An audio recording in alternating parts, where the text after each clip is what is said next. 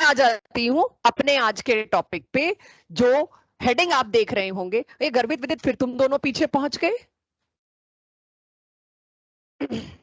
Gibbs energy and equilibrium constant, इसका काफी कुछ मैं लास्ट क्लास में करा चुकी थी, तो उसी को आगे बढ़ाते हैं। और क्योंकि एक आधा क्वेश्चन ही हुआ था, ज्यादा हुआ नहीं था। अब लास्ट क्लास में हमने ये बात कर ली थी कि delta G is N F E cell, right? I hope बात कर ली थी। ये फॉर्मूला कहां से आया मैं नहीं बता सकती ना, आपको कोई पूछेगा तो। डेल्टा जी क्या होता है? Gibbs free energy. One more time, इस गिब्स फ्री एनर्जी की जितनी वैल्यू डिक्रीज होती जाती है उतना ही वर्क डन बढ़ता जाता है। तो ये गिब्स एनर्जी है और ये इलेक्ट्रिकल वर्क डन है, क्योंकि किसी क्वेश्चन में मैंने पूछ लिया मैक्सिमम वर्क डन बताइए, तो वो क्या है? Delta G, right? This is maximum work done I can take out from a cell. और माइनस वैल्यू इसीलिए क्योंकि वो माइनस मैंने डेल्टा जी वाला इधर लाके रखा है।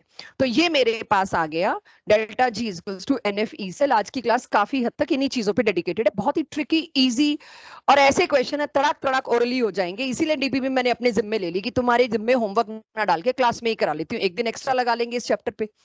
तो अब यानी फ्री एनर्जी का डिक्रीज मतलब जितना डिक्रीज उतना वर्क डन। अब अगर ये वही वाला सेल है जो शुरू से पढ़ते आ रहे हैं पहले दिन से, जिंक वाला, जिंक और कॉपर वाला, आपको पता है जिंक इसमें क्या बनता है? एनोड, और कॉपर इसमें क्या बनता है? कैथोड। अब इसके अंदर मैं देखूं तो डेल्टा जी कोई मेरे को निकालने को कहे, टू ई चेक करना है आपने। इसके अंदर फेरेडे तो हम एफ की टर्म में चल रहे हैं, और ई सेल और डेल्टा जी मेरे पास जैसे है, जो वैल्यू है मैं पुट कर दूंगी। कोई एक पूछा होगा, कोई एक निकालना होगा या दिया होगा, जो भी है।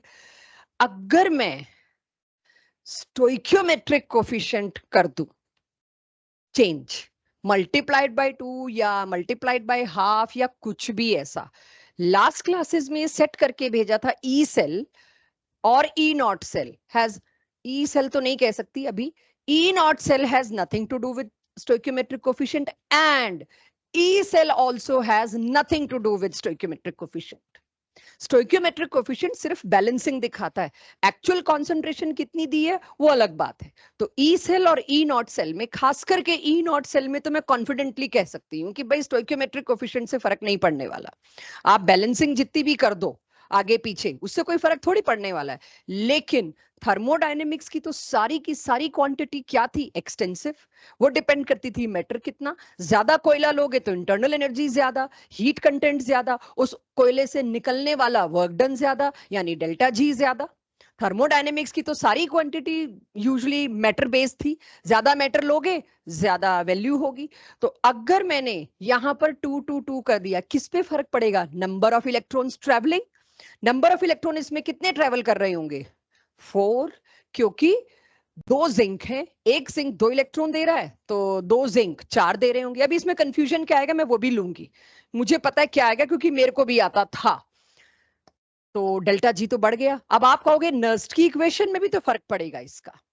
जहां आप एन लिखते थे 0.059, आज ना हो, अभी ना हो, टेस्ट में हो जाओगे कंफ्यूज कि जब हम नर्स्ट की इक्वेशन में 0.059 बाय एन लिखते हैं, वहां भी तो एन मेरे को 4 लिखना पड़ेगा। यस, नंबर ऑफ इलेक्ट्रॉन 4 लिखना पड़ेगा, उससे मैं बच नहीं सकती। अगर वो 4 लिखना पड़ेगा तो फिर तो ई सेल भी हो गया मेरा एक्सटेंसिव। नो, क्योंकि रेस टू पावर्स भी तो इसकी 2 2 चढ़ जाएंगी दोनों की। वो raise to power 2 will take care of this 2 extra added. 2 का 4 हुआ था ना, और लॉग में जो पावर है वो एज इट इज उतर के आ जाएगी, वो एक्स्ट्रा 2 और वो 2 कट जाने हैं। तो अब आप और कॉन्फिडेंटली बिंदास कहिएगा, और मैं इसमें क्वेश्चन भी लाई हूं। E cell do not depend on stoichiometric coefficient.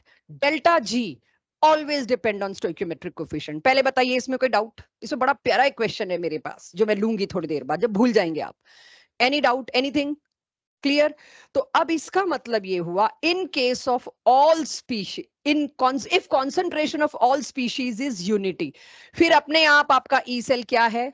E not cell. ये तो शुरू से चल रहा है, राइट? सिमिलरली उस वक्त डेल्टा जी क्या हो जाएगा? डेल्टा जी नॉट, और उसमें आप क्या यूज करते हो? ई नॉट सेल। तो ये तो जो लास्ट क्लास में बात हुई उसको एक डिफरेंट प्रोस्पेक्टिव से डिस्कस किया, ये आप सबके पास था, बट टेस्टफुल बात नहीं हो पाई थी इसमें।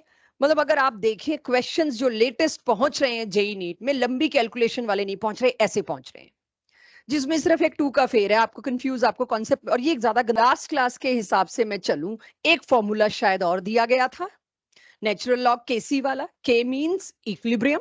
मैं इसकी डेरिवेशन दोबारा नहीं करा रही, क्योंकि इक्विलिब्रियम के दौरान वो ई सेल 0 होता है, यहां से हम ई नॉट सेल उधर ले गए, वो वाली डेरिवेशन जो लास्ट क्लास में मैं करा चुकी, वो मैं दोबारा नहीं करा रही। लेकिन फॉर्मूला अगर आपको याद होगा तो आज चल जाएगा आपके लिए काम। तो ये मेरे पास एक और इक्वेशन थी, डेल्टा जी और केसी को रिलेट करना। नहीं भी थी तो लिख लो, मुझे बताओ मैंने लास्ट क्लास में कराई थी कि नहीं। ठीक है, फॉर्मूला आ गए सबके पास?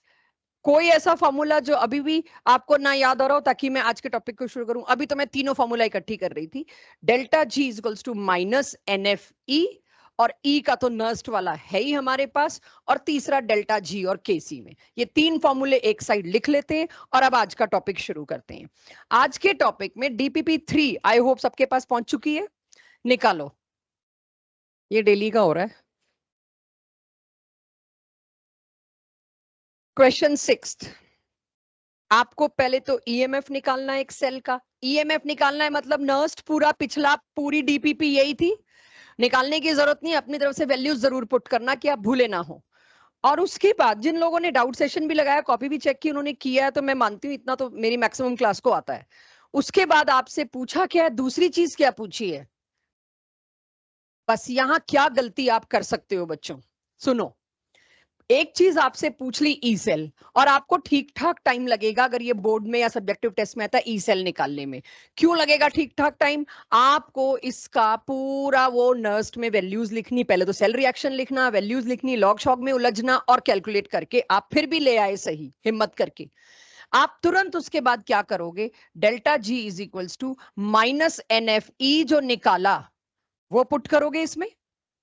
बट पूछा क्या है?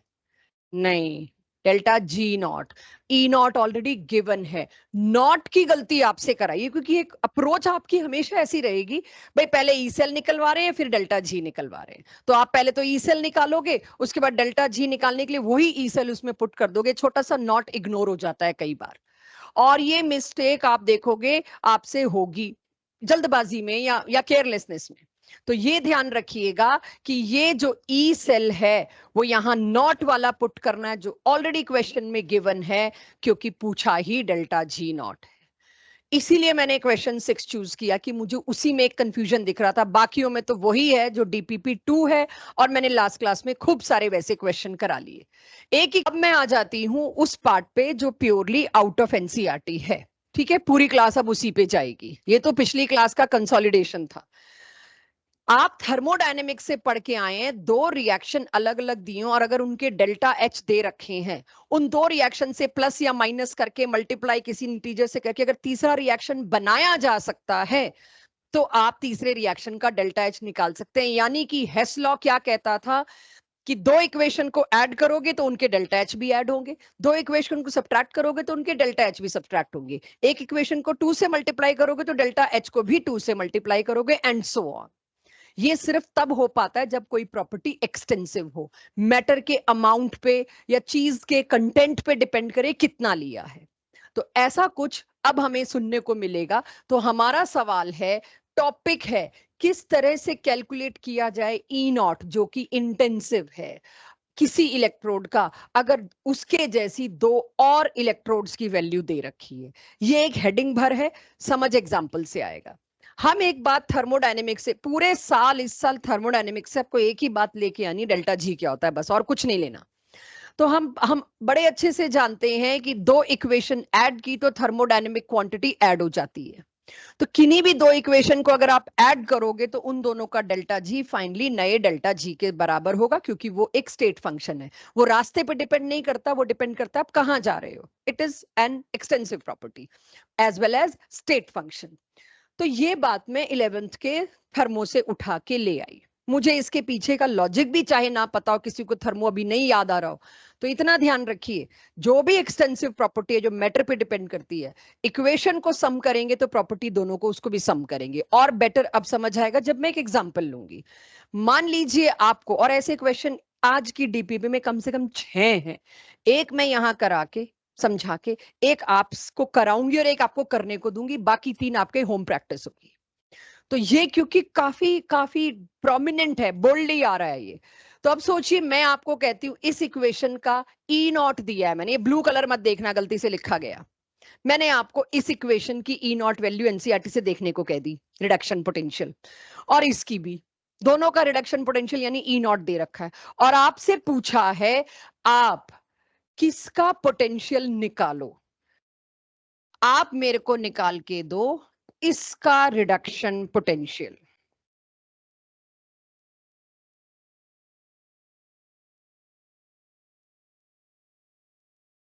इसका रिडक्शन पोटेंशियल दिख रहा है, इन दोनों से इक्वेशन बनाई जा सकती है। तो अब इसके अंदर मेरे को इन दोनों का ई नॉट दिया है, लेकिन कहीं नहीं मैं ये कर सकती, दो इक्वेशन को सब्ट्रैक्ट करो तो उनके ई नॉट को भी सब्ट्रैक्ट कर दो, not allowed, right. E not her equation का अलग है, उसकी एक इंडिपेंडेंट क्वांटिटी, आप किसी को ऐड सब्ट्रैक्ट नहीं कर सकते, लेकिन डेल्टा जी को कर सकते हो।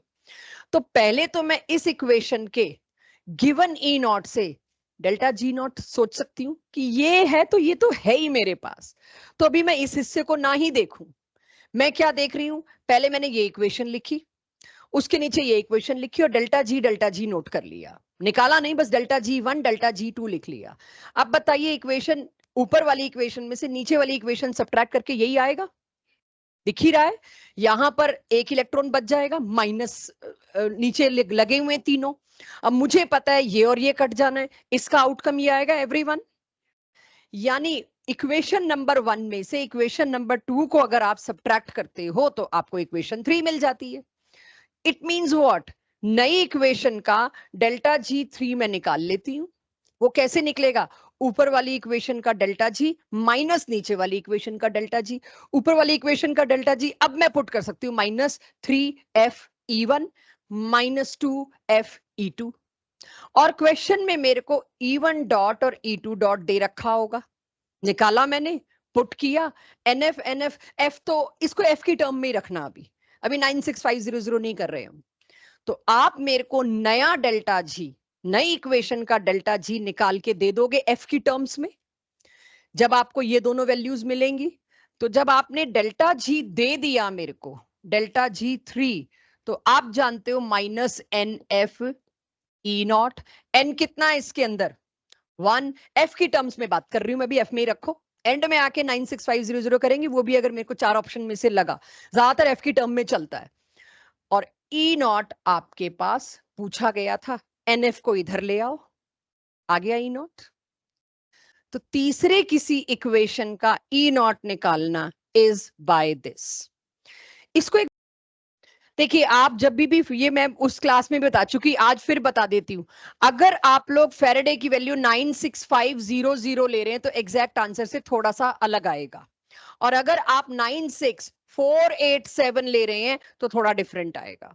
उतने में मेरे ख्याल ऑप्शन दिख जाता होता है, बहुत नियर बाई ऑप्शन देते नहीं, अलाउड नहीं है देना, ठीक है। तो आप फेरेडे की ये लो यार, क्यों कैलकुलेशन में पढ़ना, ऑब्जेक्टिव में तो एटलीस्ट यही लो। क्वेश्चन थर्ड पकड़िए, क्या है इसके अंदर, बड़ा अच्छा क्वेश्चन है, सिर्फ वैल्यू पुट करके दो क्वेश्चन थर्ड में, नथिंग एल्स।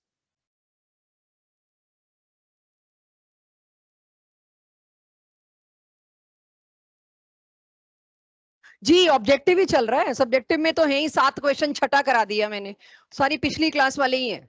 सीधा साधा क्वेश्चन है, एक रिएक्शन दिया है जिसका डेल्टा जी दे दिया, और कहा गया द मिनिमम ईएमएफ, अब सब छोड़ देना पिछले पार्ट्स को, minimum EMF required to carry out this reaction और दिस इलेक्ट्रोलिसिस।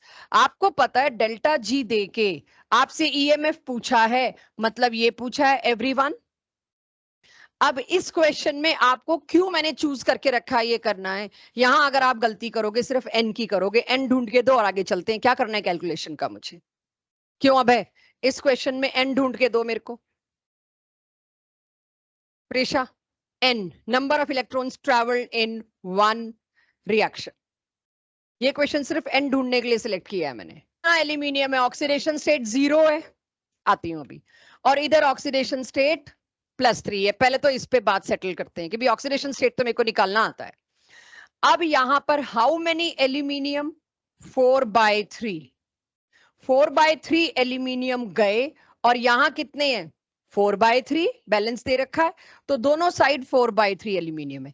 एक एल्यूमिनियम कितने इलेक्ट्रॉन्स का ट्रेवल दे रहा है 4/3 कितने का ट्रेवल देगा इलेक्ट्रॉन्स का? 4. n is 4. तो this question was only one thing, कौन ये n सोच पाता है कुछ नहीं। फिर तो मल्टीप्लाई रह गया, इसकी जगह पुट करोगे 4, f आप जानते हैं 96500 और e आपको पूछा है और डेल्टा g आपको गिवन है। कोई और तरीका था इसको करने का? ऑक्सीजन को देखती तो भी था। ये मेरा अगला हिस्सा है, इस चैप्टर का अगला पार्ट इलेक्ट्रोलिसिस में यही है कि किसी को जम नहीं रहा कि मैं एल्यूमिनियम देखूं, आप ऑक्सीजन देख लो एंड वो इजी रहेगा। बट चलो फिर भी मैं दिखा देती हूँ। ऑक्सीजन में 2 O के बीच में क्या बॉन्ड बने हुए हैं? Double bond. ऑक्सीडेशन स्टेट क्या है? 0। किसी को लगे मेरे को आपका एल्यूमिनियम नहीं देखना, मैं ऑक्सीजन से करूं, बात तो एक ही, जितने इलेक्ट्रॉन लिए गए होंगे उतने दिए गए होंगे। बैलेंस का मतलब तो यही है।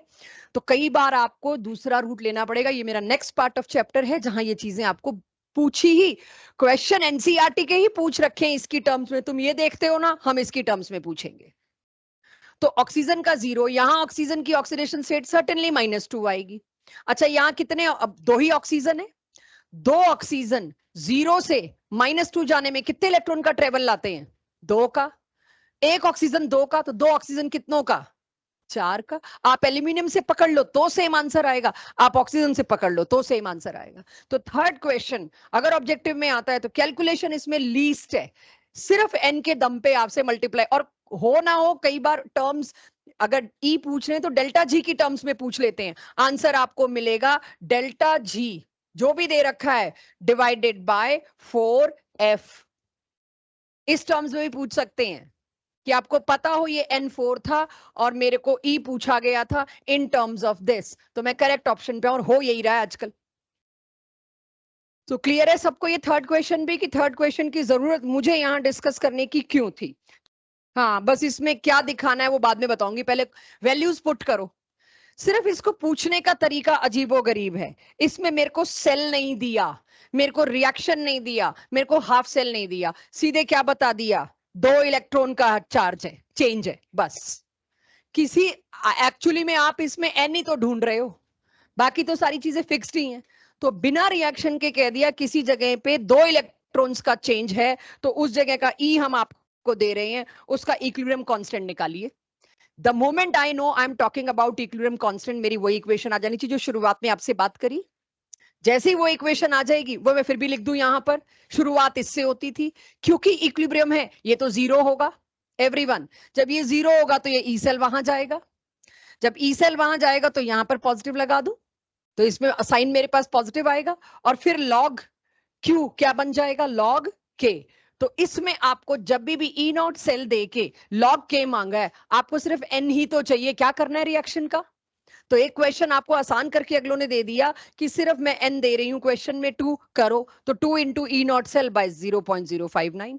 तो मेरा इस क्वेश्चन को पिक करने का पर्पस था, बिना रिएक्शन बिना सेल का नाम लिए भी हम आपसे पूछ सकते हैं। Check this question, put this formula, values actually in this formula. Delta G naught वाले से कैसे करोगे बेटा? डेल्टा जी दे कहां रखा है? तो अच्छा तुम्हें क्लासरूम से बाहर जाना है तो तुम लंबा थोड़ी जाओगी, जाओगी तो यहां से पहले तुम NFE करोगी डेल्टा जी निकालने के लिए। क्यों? जब ई पुट करके सीधे के आ सकता है,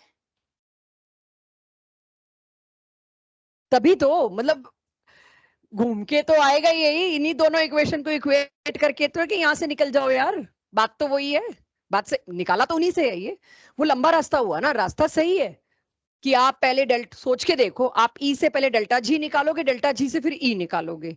जब ई से सीधा ही के निकल सकता है तो मैं क्यों ऐसा करूं?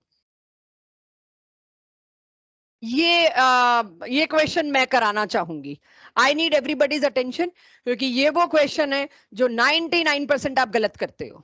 अपने लास्ट ईयर्स के तजुर्बों से मैंने ये यहाँ रखा है कि ये मैं होमवर्क में दूंगी नहीं, ये मैं कराऊंगी। तो फोकस एवरीबडी हेयर, ना कि एक दूसरे की कॉपी में।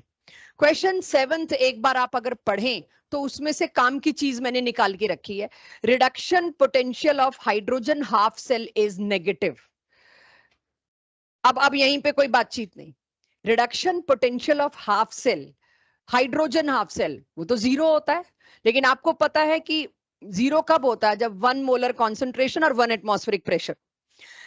अगर मेरे को उसको नेगेटिव में लाना है तो कोई ना कोई कॉन्सेंट्रेशन या प्रेशर के साथ खेलना पड़ेगा, नर्स वाली इक्वेशन लानी पड़ेगी। तो इन्होंने पूछा है, ये इतना अच्छा कॉन्सेप्चुअल क्वेश्चन है, बजाय न्यूमेरिकल के ये ज्यादा पूछे जा रहे हैं।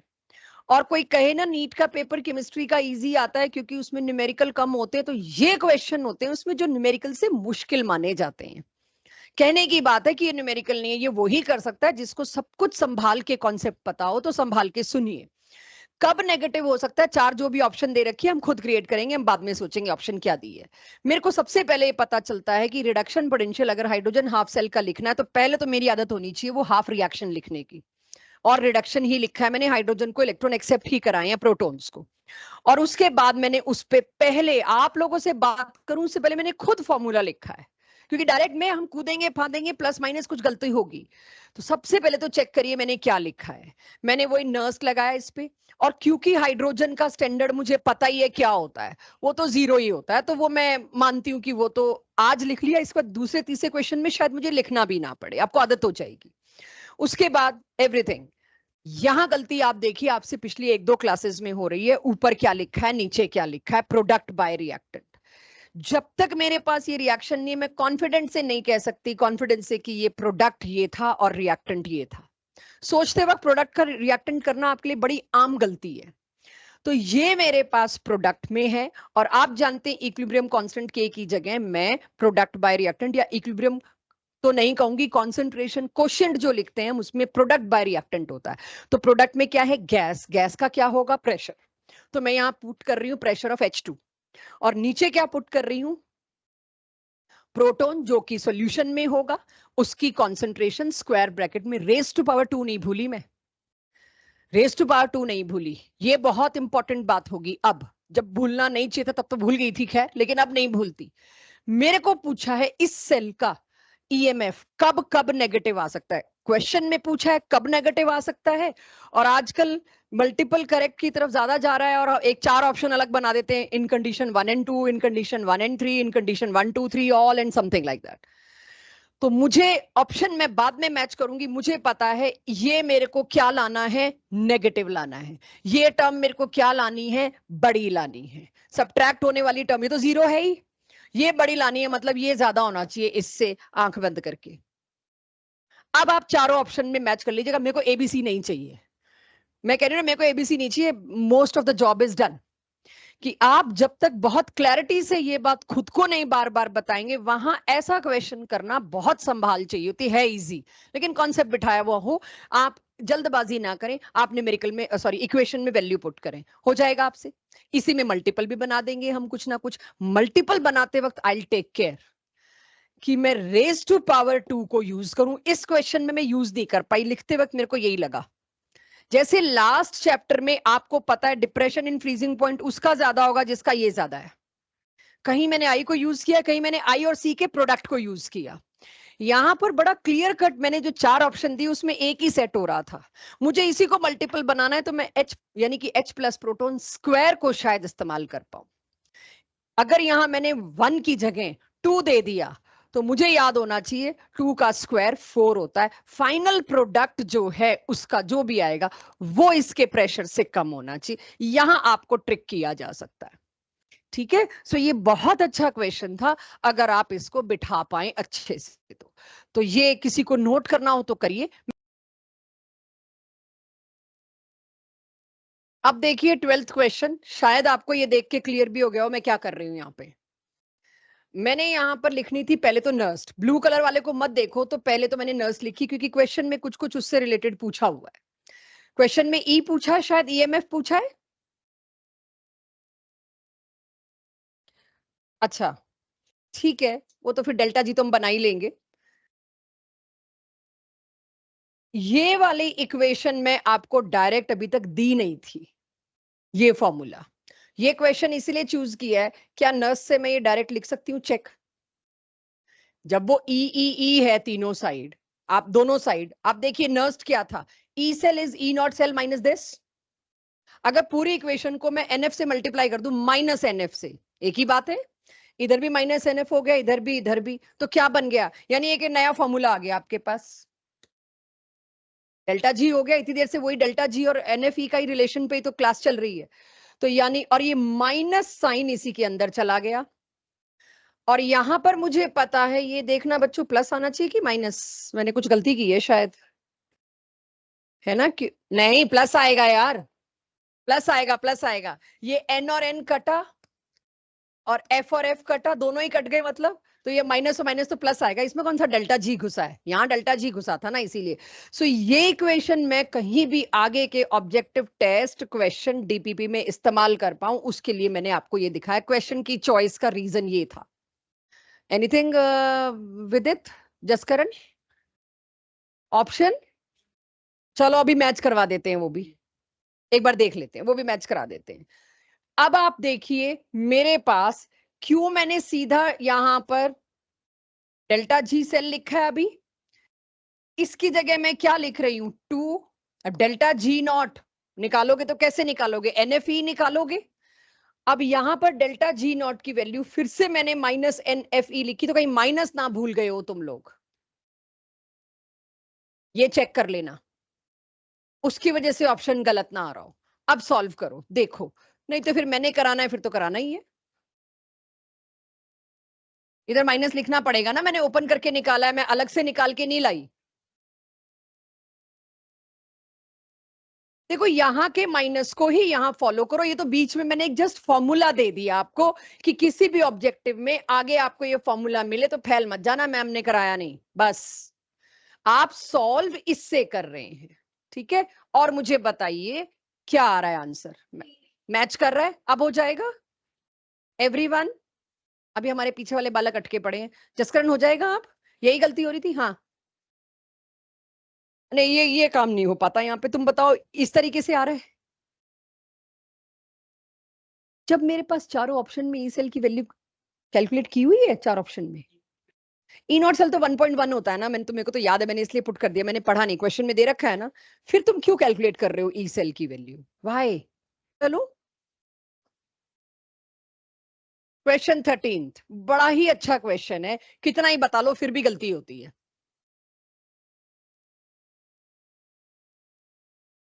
क्वेश्चन 13, 25 क्वेश्चन है ऑब्जेक्टिव के, 13 के आसपास पहुंच गई हूं मैं, इसमें काफी करा दिए मैंने आपको बीच में।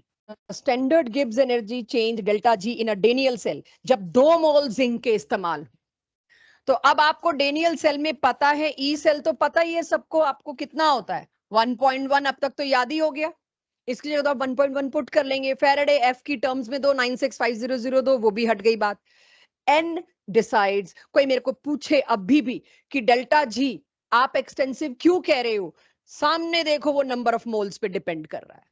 तो नंबर ऑफ मोल्स या number of electrons travelled, 2 zinc लूंगी तो कितने ट्रेवल करेंगे? 4। तो आपका आंसर -4 FE0 इस टर्म में आना चाहिए। अब सॉल्व आप कर सकते हैं। प्रभनूर कुछ कह रहे थे?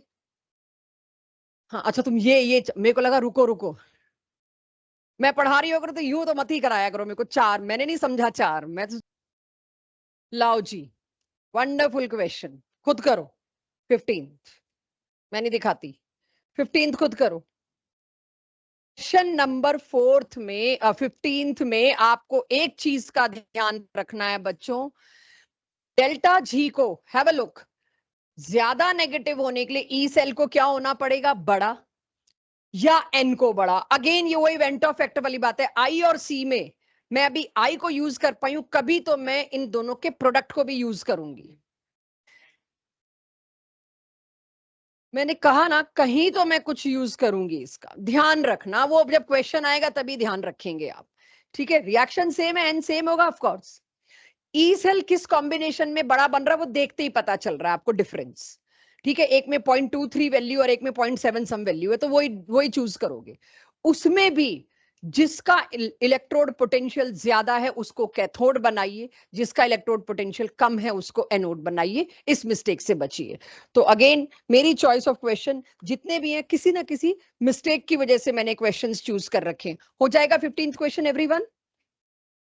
17th पता नहीं क्यों चूज किया है, ओहो बढ़िया, यहां पर वो इस्तेमाल होगा। फिर भी पहली तो फाइट है, तुम लोग कैथोड एनोड के रिएक्शन लिख पाओ, मैं तो उसके लिए ज्यादा होपफुल हूं। एनोड पे हो रहा होगा Ag gives Ag plus and 1 electron, ये है एनोड का रिएक्शन, चेक कर लेना एक बार। और कैथोड का रिएक्शन क्या है इसके अंदर, वो भी लिख लो, मुझे मत बताओ। AgCl plus 1 electron gives Cl negative plus Ag। ये है मेरे पास एनोड का रिएक्शन, ये है कैथोड का रिएक्शन। कई बार सेल रिएक्शन ऐसे बनाने पड़ेंगे आपको। अब इन दोनों को जब मैं ऐड करूंगी, मुझे पता है ये और ये कटना है, ये और ये कटना है, मेरे पास रिएक्शन क्या आ गया, AgCl gives Ag plus plus Cl minus. Check, यही आया, कुछ और तो नहीं कटना रह गया हो। ये आपका सेल रिएक्शन, अब पकड़ो। तो इस रिएक्शन की अगर कोई मेरे को डेल्टा जी मांगता है, मेरे को क्वेश्चन पूरा ध्यान नहीं, बट मैं बता दूं, मुझे पता है इसमें कॉन्सेप्ट क्या यूज होना है। किसी रिएक्शन का कोई मेरे से डेल्टा जी मांगता है, तो क्लास 11 से मैं एक चीज लेके आई हूं, delta G of formation of products minus delta G of formation of reactants. अब देखिए क्या वैल्यूज दे रखी है और इसमें पुट हो सकती हैं, सेल रिएक्शन बनाने तक मेरी मदद लगेगी। उसके बाद करिए, मैं देखूं क्या दिया हुआ है। क्वेश्चन 17,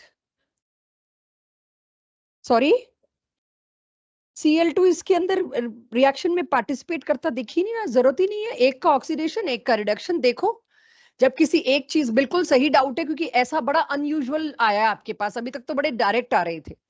किसी एक का ऑक्सीडेशन होता है, किसी एक का रिडक्शन होता है, it mean Cl2 is just there spectator की तरह, उसका कोई रोल ही नहीं आया। तो इस क्वेश्चन को सिलेक्ट करने का पर्पज ही क्या था, दो, अगर अटपटे से सेल आए तो आप कैसे क्रिएट करो उसका रिएक्शन, और ये काफी आते हैं, अच्छे लेवल का क्वेश्चन कोई टकराए तो यस, ये सेल मैंने कैसे क्रिएट किया है, सेल रिएक्शन। इस क्वेश्चन को लेने का पर्पस सिर्फ सेल रिएक्शन था। नीचे वाली बात तो आप बता देती तो कर भी लेते। पहले इसे इत्मीनान से समझिए, मैंने Cl2 यूज नहीं किया क्योंकि मेरे ऑक्सीडेशन रिडक्शन में रास्ते में वो आया नहीं, और यहां मैं सिर्फ किसको लूंगी, जिसका ऑक्सीडेशन हो रहा है या जिसका रिडक्शन हो रहा है। अब करो एक बार, कोई भी डाउट है, ये अपने आप में एक ही क्वेश्चन गया है ऐसा बच्चों, तो ये ध्यान से करना। इसकी और वैरायटी मुझे एनवस्थी में तो है, खैर मेरे डीपीपी में दिखाई नहीं दे रही। इस दो प्रोडक्ट की वैल्यू बता दो यार। 78 माइनस 129 और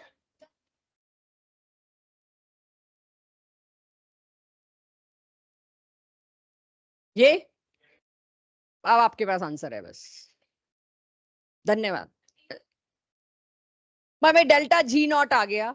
अब आप देख लो आगे क्या करना है, उसको कराते हुए मेरे को पूरी क्लास हो गई है, तो इसके आगे का आप काम कर लेंगे। मेरे इस क्वेश्चन की चॉइस का रीजन क्या था वो दिखा दिया। इसके आगे तुमसे ई नॉट पूछे या यहीं रुक जाएं, ये पूछने वाले की मर्जी है।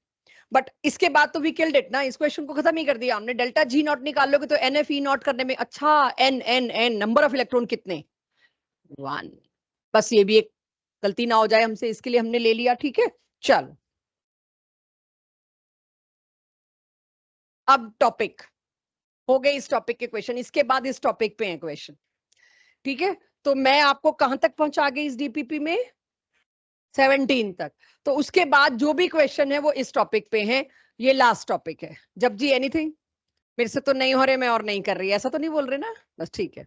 चलिए, अब आपके पास आज का जो लास्ट, इस डीपीपी के हिसाब से जो लास्ट टॉपिक है, नॉट आज का, इस डीपीपी के हिसाब से जो लास्ट टॉपिक है उसको लेते हैं। ये भी अगेन सिर्फ और सिर्फ जेई नीट में है, दबा के है, ठीक है। तो उसको आप समझिए, अगर ऐसा हो, इस सेल का नाम समझो पहले, वही इसकी डेफिनेशन है, डेफिनेशन समझ के ही सेल का नाम आ जाएगा। अगर मान लीजिए दोनों इलेक्ट्रोड सेम मटेरियल की बनी, इधर भी कॉपर इधर भी कॉपर, इधर भी जिंक इधर भी जिंक, और अगर समस्या देनी हो इधर भी हाइड्रोजन गैस इधर भी हाइड्रोजन गैस, तो हम कहेंगे फिर तो हो ही कुछ नहीं सकता। जब आप दोनों ही साइड सेम इलेक्ट्रोड रख रहे हो, तो जिंक का भी नेचर जिंक के सामने तो एक ही होगा भाई, इलेक्ट्रॉन दोनों छोड़ेंगे या दोनों एक्सेप्ट करेंगे। तभी जब दोनों बॉन्ड बनाते हैं तो ऑक्सीडेशन स्टेट भी हम जीरो रखते हैं। सिमिलर एटम्स में बॉन्ड बनता है, 2 ऑक्सीजन 2 सल्फर 2 जिंक, तो ऑक्सीडेशन स्टेट 0 रखी जाती है। लेकिन अगर दोनों इलेक्ट्रोड सेम मटेरियल की हैं लेकिन concentration of electrolyte is different, तो दोनों इलेक्ट्रोड्स आर डिफरेंट। यानी दो सेम इलेक्ट्रोड्स को डिफरेंट बनाने का काम किसने कर दिया? कॉन्सेंट्रेशन ने। इसीलिए ऐसे सेल को क्या बोला गया? Concentration cell. And these are, इससे पहले क्या पढ़ रहे थे? सिंपल इलेक्ट्रोलाइटिक सेल्स हैं, तो ये भी इलेक्ट्रोलाइटिक सेल, इससे भी मैं बिजली ही बनाने वाली हूँ, इससे भी मैं वोल्ट मीटर से पोटेंशियल निकालने वाली हूँ। बट ये कौन से वाले इलेक्ट्रोलाइटिक सेल्स हैं? ये हैं कॉन्सेंट्रेशन सेल। इससे पहले हम सिंपल इलेक्ट्रोलाइटिक सेल पढ़ रहे थे, अब हम इलेक्ट्रोलाइटिक सेल्स कौन से वाले? कॉन्सेंट्रेशन वाले पढ़ रहे हैं। इसमें क्या होगा? बहुत ही छोटा सा, एक ही स्लाइड का टॉपिक है और 2 क्वेश्चन है इसके ऊपर डीपीपी से ही उठा के, ताकि आपको पता लग जाए। है कुछ नहीं, घूम घूम के बातें वही हो रही हैं सारी। अगर मैं इसका एक आपको एग्जाम्पल देती हूँ, सबसे मुश्किल एग्जाम्पल चुन लिया, आसान एग्जाम्पल क्वेश्चन में डाल दिए। मान लीजिए मैं ये एक सेल देती हूं आपको, इसमें आप क्या देख रहे हो? ये क्या है? लेफ्ट हैंड साइड वाली इलेक्ट्रोड में आंख बंद करके क्या होता है? ऑक्सीडेशन। राइट हैंड साइड वाली इलेक्ट्रोड में क्या होता है? रिडक्शन। क्वेश्चन देने वाले को, पढ़ाने वाले को सबको पता है, ये बात आपको आती है, राइट? ये आपको पता है कि लेफ्ट वाले को, इसमें आप और गलती करोगे नहीं। लेकिन फर्क कहां डाला है हमने? कंसंट्रेशन बदल दी। बच्चों प्रेशर भी बदल सकते हैं, मेरे अगले क्वेश्चन में ये काम करूंगी, बट डिफाइन करते हुए कॉम्प्लिकेशन कम। तो मैंने इसकी कंसंट्रेशन दी, तो अंडरस्टूड है प्रेशर क्या था? 1 बार था, तो उसका हेडेक मुझे नहीं लेना। अब इस पे अगर मैं सिमिलरली एक ऐसा भी लिख दिया मैंने, चलो भी मेटल वाला भी लिख दिया, जिसको मैं इजी मान के चल रही हूँ, हो सके आपके लिए वो इजी ना हो, तो देखिए ये भी कॉन्सेंट्रेशन सेल है। दोनों इलेक्ट्रोड किसकी हैं? जिंक की। आपको पता है इलेक्ट्रोड पोटेंशियल सारा तो कॉन्सेंट्रेशन पे डिपेंड कर रहा है। प्योर सॉलिड की तो हम वैसे भी मान लेके चल रहे हैं, प्योर सॉलिड जिंक ने तो करना ही कुछ नहीं है, रॉड्स ने जो करना है कॉन्सेंट्रेशन ने करना है। तो इस वजह से कॉन्सेंट्रेशन सेल्स को एक्सप्रेस ऐसे किया जाता है। But my point is, nurse लगाओ, ईएमएफ निकाल के दो, तब मानू। दोनों अगर स्टैंडर्ड ले लेती तो मैं क्या होता शिखर? यहां पे भी स्टैंडर्ड हाइड्रोजन इलेक्ट्रोड, यहां पे भी स्टैंडर्ड हाइड्रोजन इलेक्ट्रोड, क्या होता? करंट इज 0, इसका पोटेंशियल भी 0, इसका पोटेंशियल भी 0। चलो यहां पे भी स्टैंडर्ड ले लेती, तो जिंक का पोटेंशियल भी -4, इसका पोटेंशियल भी +4 या -4, जो भी कह लीजिए, और वो बीच में माइनस साइन ई सेल में क्या कर देगा उसको? +4 -4 will be 0, no current will flow, cell बनेगा ही नहीं, दो सेम इलेक्ट्रोड से कभी नहीं बनता।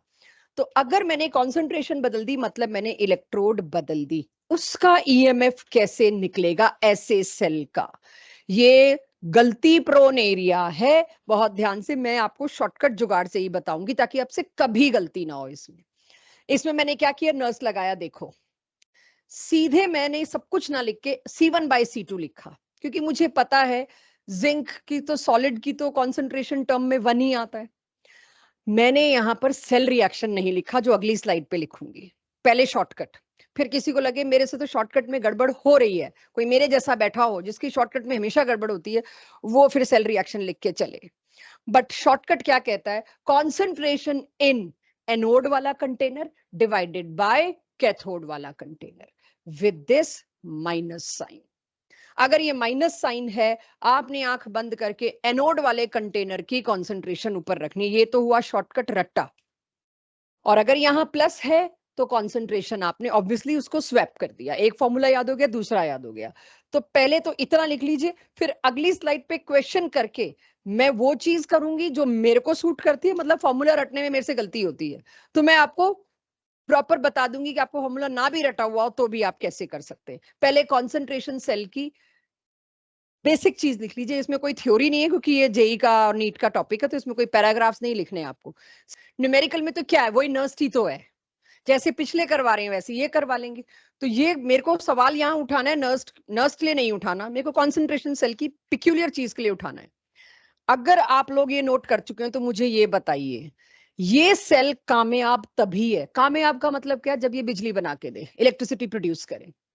ये सेल तभी सेल है जब ये वाली वैल्यू, भाई E0 सेल है यहां पर।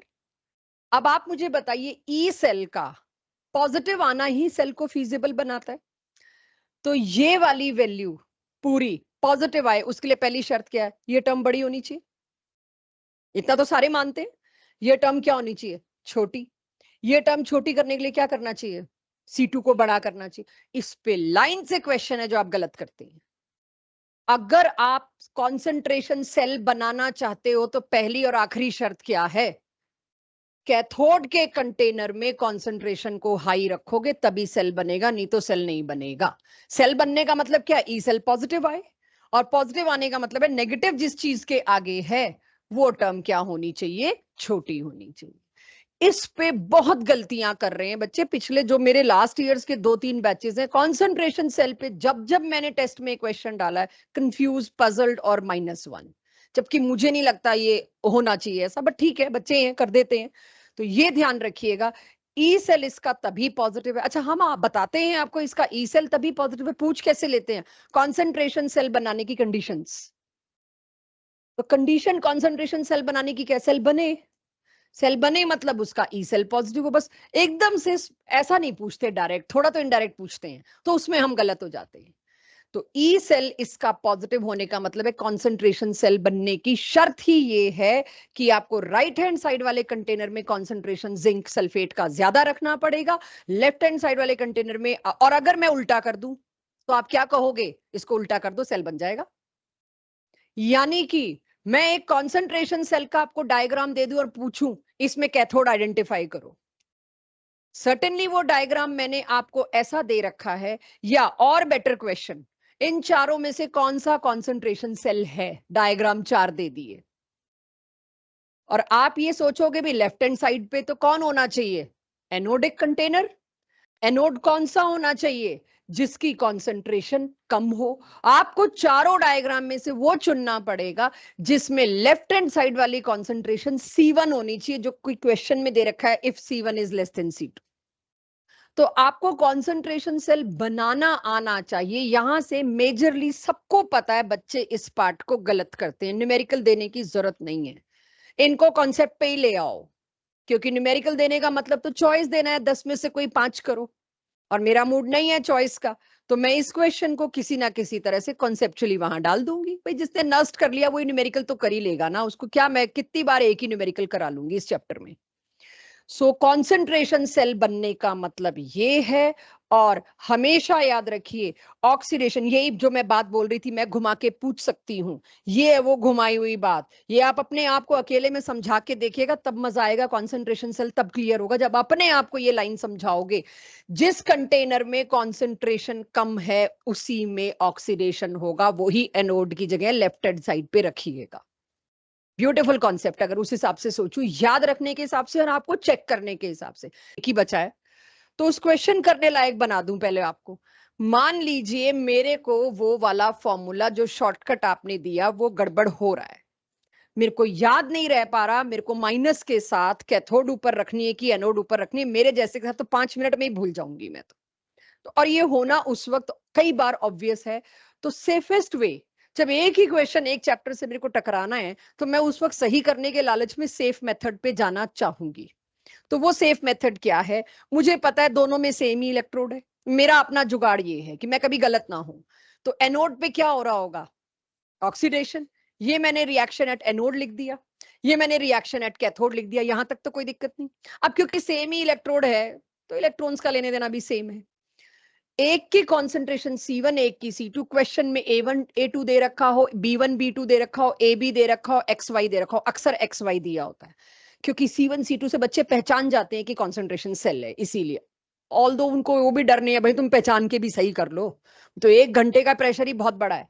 तो C1 C2 मेरे पास क्वेश्चन के हिसाब से मैंने पुट कर दिया। इसको अगर मैं ओवरऑल सेल बनाऊंगी तो जिंक और जिंक भी कटना है, क्या आएगा देखना जरा, दिख रहा है सबको क्या आया? यानी कोई मेरे से पूछे कंसंट्रेशन सेल में हो क्या रहा है, कैथोड वाले कंटेनर का जिंक 2+ कम होके एनोड वाले कंटेनर के जिंक 2+ में कंट्रीब्यूट कर रहा है। If somebody asked me actually concentration cell में हो क्या रहा है रिएक्शन ओवरऑल, अदरवाइज पिछले सेल में तो आप बता रहे थे कि जिंक का ऑक्सीडेशन हो रहा है, कॉपर का रिडक्शन हो रहा है। कोई मुझसे पूछे कंसंट्रेशन सेल डिस्चार्ज कब होगा, यहां तो कोई कैथोड डिप्लीट और वो होती, मैं नहीं बता पा रही डायरेक्टली इसको देख के। ऑल्दो आई नो डिप्लीट वहां भी होगी, जिंक टूट रहा है, वहां पर भी एनोड डिप्लीट होगी, कैथोड मोटी होगी, लेकिन कंटेनर्स के पॉइंट ऑफ व्यू से कोई पूछे तो कैथोड के कंटेनर की कॉन्सेंट्रेशन कम होती जा रही है, एनोड के कंटेनर की कॉन्सेंट्रेशन बढ़ती जा रही है। क्यों? कोई मेरे से पूछेगा, कल को कोई कहेगा यार मेरे को सेल की लाइफ बढ़ानी है। आप देखते हैं ना, डूरा सेल की कॉस्ट अलग आती है और दूसरे सेल की कॉस्ट अलग आती है, और लाइफ भी अलग है। क्या फर्क है दोनों में? दोनों में फर्क ये कि उन्होंने ये रिसर्च जो ऑलरेडी है कि आप इस सेल की लाइफ बढ़ाने के लिए इस कैथोड के कंटेनर में जिंक डबल डाल दो, पैसे भी डबल देने पड़ेंगे। एक ही बार चेंज किया सेल और 6 महीने नहीं हुआ, तो यही फर्क होते हैं उसमें। तो कैथोड के अंदर अगर आप जिंक ज्यादा डाल रहे हैं, आपका सेल लंबा, जिंक सल्फेट लंबा चलेगा, क्योंकि हो तो यही रहा है। ठीक है। खैर और भी चीजें, डजंट मीन लिटरली ले जाओ आप उस बात को, लेकिन ये समझाने के लिए कि एक्चुअली में कंटेनर्स के बीच में क्या चल रहा है। अब इसका कोई मेरे से नेट रिएक्शन पूछे तो रिएक्शन तो कुछ नहीं हो रहा। एक जगह से जिंक घट रहा है, एक जगह से जिंक बढ़ रहा है। ओवरऑल कोई देख के कहे तो ये भी तो कट ही जाने चाहिए थे।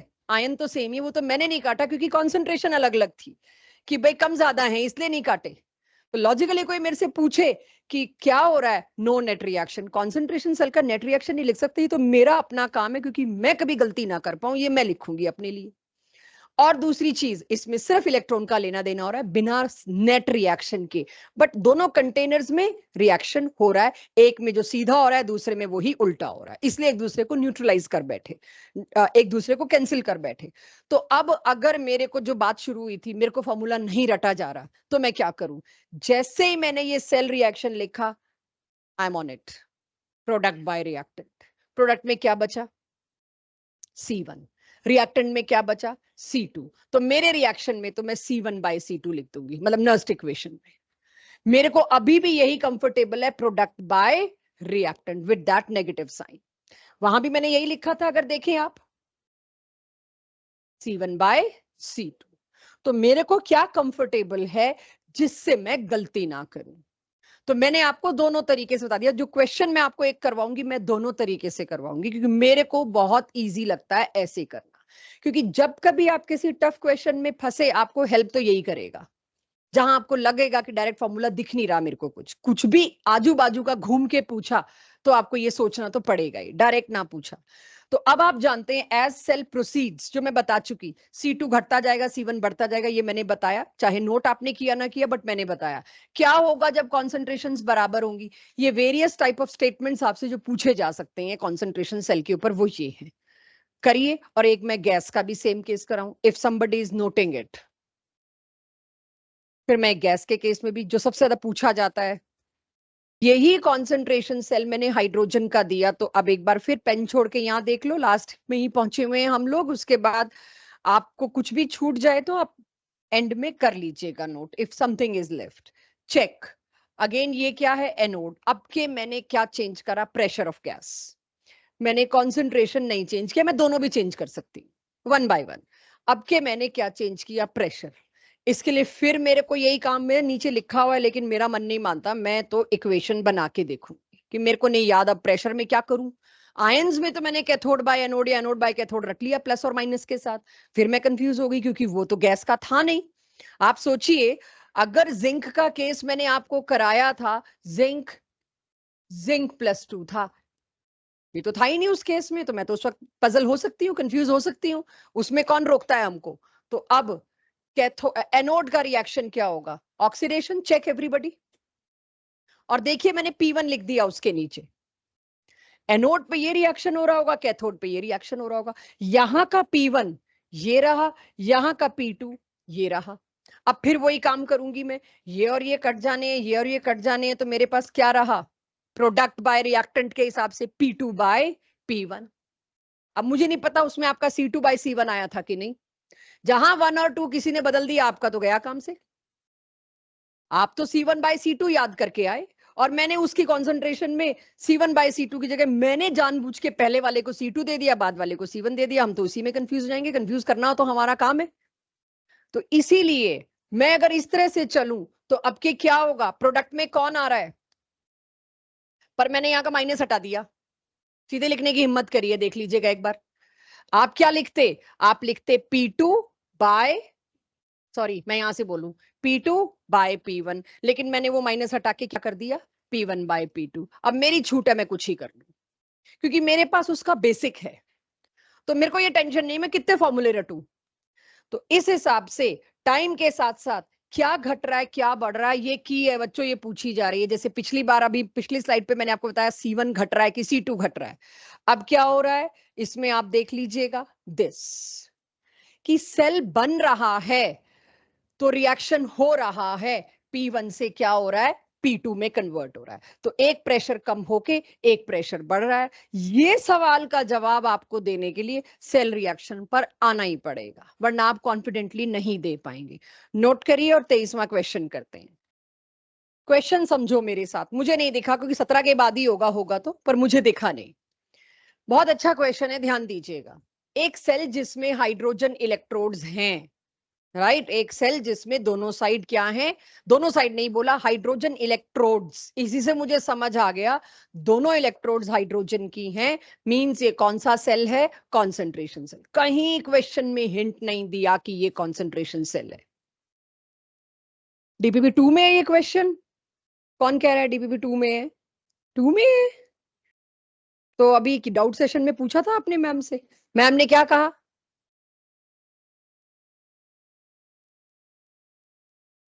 ये मैंने करा दिया था, मैम ने कॉन्सेंट्रेशन सेल से कराया।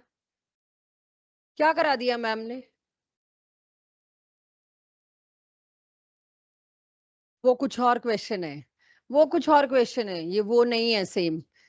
हाँ जब जी सेम है क्वेश्चन, हो ही नहीं सकता मैम करा दे, ये भी नहीं हो सकता, मैम का एरिया ही नहीं है कॉन्सेंट्रेशन सेल, सेम है। चलो मैं एक बार बात करूंगी, क्योंकि किसी और तरीके से तो हो भी नहीं सकता, मे बी। एनीवेज चलिए, अब मेरे को कहा है दो इलेक्ट्रोड्स हैं, दोनों क्या हैं, हाइड्रोजन की, ठीक है। The negative electrode with the solution of 10 to the power -6 molar proton. Negative electrode मतलब कौन सी, एनोड। एनोड की कॉन्सेंट्रेशन मेरे को दे दी। आपने निकालनी है H+ कॉन्सेंट्रेशन पॉजिटिव इलेक्ट्रोड की। अब मेरे पास फॉर्मूला है जो मैं उठा के ले आई, लेकिन तुम बच्चों को अब ये पता होना चाहिए मैंने पॉजिटिव साइन के साथ C2 जो ऊपर लिखा है वो किसका था, या तो पता होना चाहिए, निकालना पड़ेगा पॉजिटिव साइन के साथ। ये एक स्टैंडर्ड, अब उन्होंने C2 C1 नहीं दिया, ये मैंने खुद लिखा कि मैंने शुरू से याद कर रखा है C2 किसका है, कैथोड का। तो जो फॉर्मूला बेस्ड पे जाएंगे, अगर फॉर्मूला से आपको चलना है, आपने ये लिखा, लेकिन आपको हमेशा याद रखना होगा जो जो एक स्टैंडर्ड तरीका है, C2 मतलब बाद वाली मतलब लेफ्ट से राइट जाने वाली, दैट इज कैथोड। तो कैसे भी आप याद करें, कैथोड वाली इलेक्ट्रोड कौन सी है, पॉजिटिव, उसकी कॉन्सेंट्रेशन मांगी गई है और दूसरे की दी गई है। इसके बाद तो फिर बचा ही कुछ नहीं, हैव अ लुक। मैं इसको यही मानूंगी 25 क्वेश्चन में से मैंने 23 करा दिए, क्योंकि मैं 23rd पे आ गई, बाकी रिपीट है। तो मैं ये कहूं तो झुठलाना मत, हाँ मैम आपने करा दिए, 25 में से 23 करा दिए मैंने ठीक है, इसको काउंटर ना करना, मैंने नहीं कराए, सिमिलर वाले छोड़े हैं, तुम खुद करके आओगे।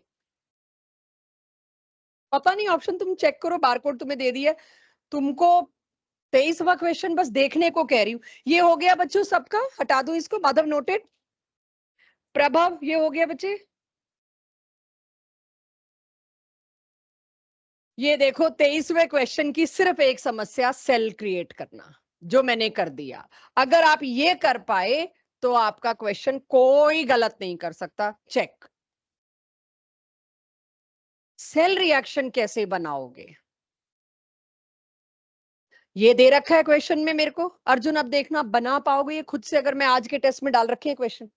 एक ही काम किया मैंने, पहले देखी एनोड, और एनोड में फिर वही चीज जो पहली क्लास में करी थी मैंने।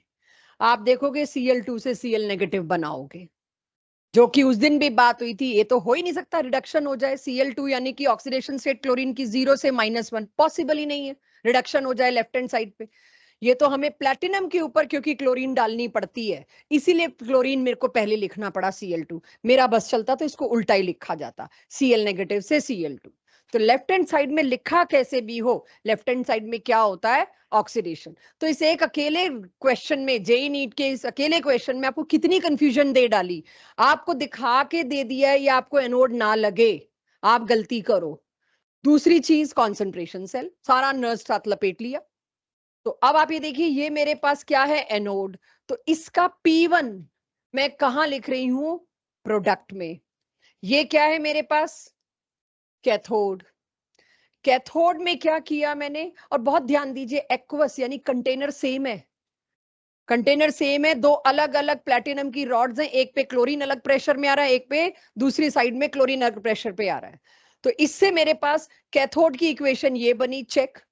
अब इन दोनों को अगर मैं इक्वेट करूं, मतलब ऐड करूं, क्योंकि सेल बनाना है ओवरऑल, तो मुझे पता है ये क्या क्या कट जाएगा, जो चीजें सेम है वो कट जाएंगी। प्रोडक्ट में कौन आ रहा है, P1। रिएक्टेंट में कौन आ रहा है, P2। प्रोडक्ट बाय रिएक्टेंट, और अगर माइनस हटाया तो अलग हो जाएगा। तो मैंने यहाँ पे इक्वेशन शायद पूरी लिखी भी नहीं, इतना तो आगे आप कर ही लेंगे। तो P1 कितना दे रखा है मेरे को क्वेश्चन में, देख लो। P2 कितना दे रखा है, देख लो। ऑल्दो ये न्यूमेरिकल नहीं है, ये एक कॉन्सेप्चुअल क्वेश्चन है कि ई सेल कब नेगेटिव कब पॉजिटिव होगा, P1 बढ़ाओ कि P2। क्यों गुरतेज, सहज, P1 बढ़ाओ। चेक करना ही, सही बोल रहे हैं बच्चे, मुझे तो सही लग रहा है। तो यार ये बताओ, सेल बनाना हो तो ईएमएफ को पॉजिटिव करना होगा ना। ईएमएफ को पॉजिटिव करने के लिए तुम P1 को बड़ा कैसे बता रहे हो, फिर तो टर्म नेगेटिव हो गई। इसका भी तो ध्यान रखो, ये नेगेटिव कैंसल्स इन गिव मी पॉजिटिव।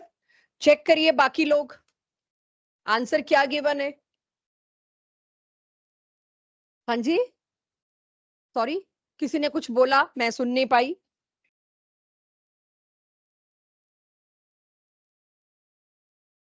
एक से वन बाय वन बोलो, वन बाय वन, पहले एक फिर तुम्हारे पे आती हूँ। हाँ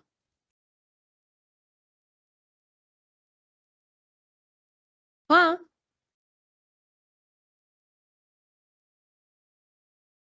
कंफ्यूज तो होना ही है, मतलब ये तो कंफ्यूजन वाली चीज है। आप कैथोड एनोड क्यों सोच रहे हो, आप प्रोडक्ट बाय रिएक्टेंट सोचो ना, कैथोड एनोड में तो गड़बड़ हो जाएगी।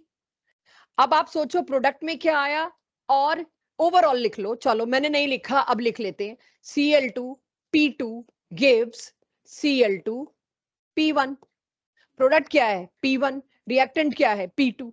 और ये कब होता था, जब ई नॉट सेल तो हम लिख ही नहीं सकते इसके अंदर, क्योंकि दोनों की Cl है, ई नॉट तो जीरो ही होना है। चाहे इसका स्टैंडर्ड ले लू, इसका स्टैंडर्ड ले लू, सेम ही आएगा। तो मेरे पास, मेरे हिसाब से तो ये आना चाहिए। अलग कुछ कह रहे हो, एनीवन। मैं आपको क्या कह रही हूं, जैसे ही गैस आई बेटा, एक बात समझो, यहां पर तुम मेरे को इससे चैलेंज करो ना। कैथोड बाय एनोड कहना चाह रहे हो तुम, और मैंने यहां पे क्या किया है, एनोड बाय कैथोड, क्योंकि गैस है, आयन नहीं है ये, उससे भी तो फर्क पड़ा। अब मैं तुमको ओरिजिनल फॉर्मूला पे लाती हूँ, विद नेगेटिव साइन ये है। अब फिर से देखो, विद नेगेटिव साइन, ठीक तो है, एनोड बाय कैथोड। क्यों कंफ्यूज हो रहे हो, प्लस लगा दो तो cathode by anode. I never go by formula, I go by concept.